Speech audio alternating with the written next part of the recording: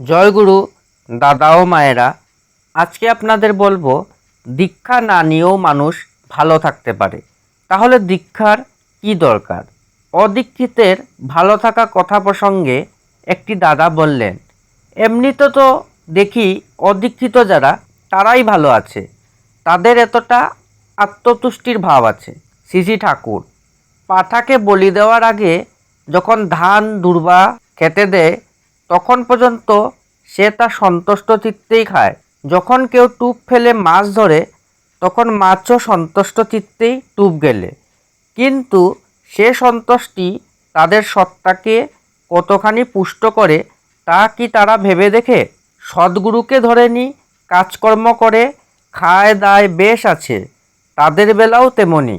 যে ভুল তার বিনষ্টির পথকে উন্মুক্ত করছে তাকেই হয়তো সে মহাপূর্ণ কর্ম বলে আঁকড়ে ধরে থাকে।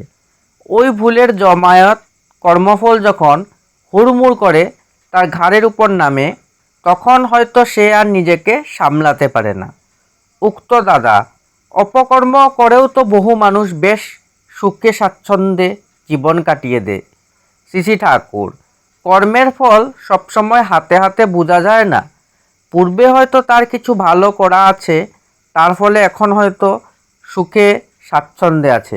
আবার এখনকার অপকর্মের ফল হয়তো পরে দেখা দেবে। মুটের উপর কর্মানুযায়ী ফল ফলবেই, সে আজই হোক আর কালেই হোক। তবে মানুষ ইষ্টার্থী হলে তার ভালো মন্দ সব কিছুকেই ইষ্টার্থ পূরণই করে তুলতে চায়, আর ওই মহড়ায় পড়ে তার সব কিছুর একটা শুভ নিয়ন্ত্রণ হতে থাকে।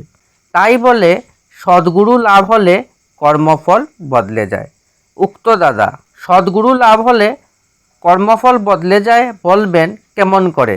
সেটা সম্ভব হয়? যদি বুঝিয়ে বলেন।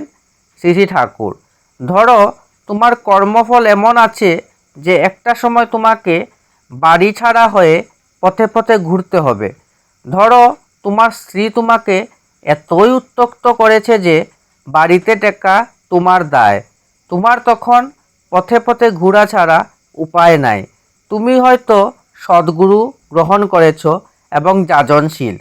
তখন হয়তো তুমি বাড়ির এই অবস্থার কিছুদিন আলগা থেকে কোনো ঋত্বিকের সঙ্গে যাজন ব্যবদেশে গায়ে গায়ে ঘুরে বেড়ালে। তুমি যাজনে এমন মগ্ন হয়ে আছো যে সেই আনন্দে তোমার শরীর মন ভালো হয়ে গেল।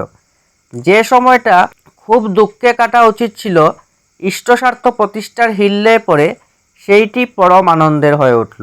এই রকম হয়। উক্ত দাদা মানুষ অপকর্ম করেও যখন দেখি সুখে স্বাচ্ছন্দ্যে থাকে তখন দুই এক সময় মনে হয় ওই পথেই চলা ভালো, ওতেই বোধ হয় ভগবানের দয়া বেশি পাওয়া যায়, দরিদ্র থাকতে হয় না। দয়া তার কখনো ছাড়ে না আমাদের, তবে দয়া কথার মধ্যে আছে রক্ষা। নিজের ও অপরের সত্তা সংরক্ষণী কর্ম যে যত করে সে তার দয়াকে তত বেশি আয়ত্ত করে ও অনুভব করে।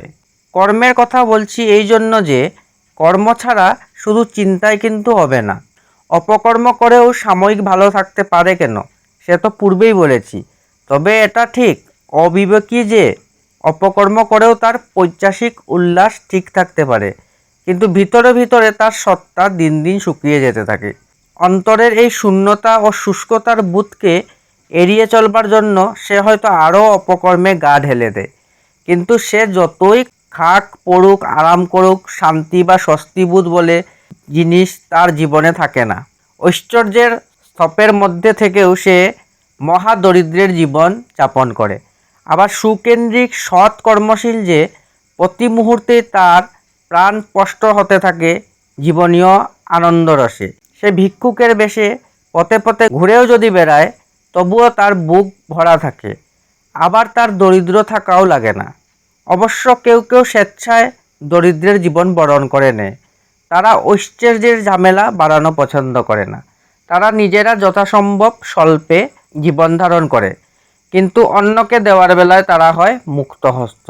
ভোগ ঐশ্বর্যের উপকরণ না থাকাটা যদি একটা অপরাধের ব্যাপার হতো তাহলে পুরুষোত্তম শ্রীকৃষ্ণ দুর্যোধনের রাজভোগ ছেড়ে বিদুরের খুঁতখুড়ো অতখানি শ্রদ্ধার সঙ্গে গ্রহণ করতেন না। শ্মশানবাসী সর্বত্যাগী দিগম্বর শিব আমাদের পূজার পাত্র হতেন না। রবীন্দ্রনাথ বলেছেন, যে মুহূর্তে পূর্ণ তুমি, সে মুহূর্তে কিছু তব নাই, তুমি তাই পবিত্র সদাই। ফলকথা, রাজা হয়েও জীবনের গৌরব নেই যদি সুকেন্দ্রিক চরিত্র না থাকে, আর ফকির হয়েও জীবনে অগৌরব নেই যদি ওই চরিত্র থাকে। সে ফকিরও অন্যকে রাজা বানিয়ে ছেড়ে দেয়, যেমন করেছিলেন চাণক্য। আর সে চাক বা চাক ঐশ্বর্য তাকে দাসীর মতো সেবা করে ধন্য হয়। নারায়ণ যেখানে, লক্ষ্মীর আবির্ভাবও সেখানে অবশ্য স্তম্ভী। এইটি আলোচনা প্রসঙ্গে 2/21 তারিখ 12 মাস 1949 সন থেকে সংগ্রহ করা হয়েছে। জয় গুরু।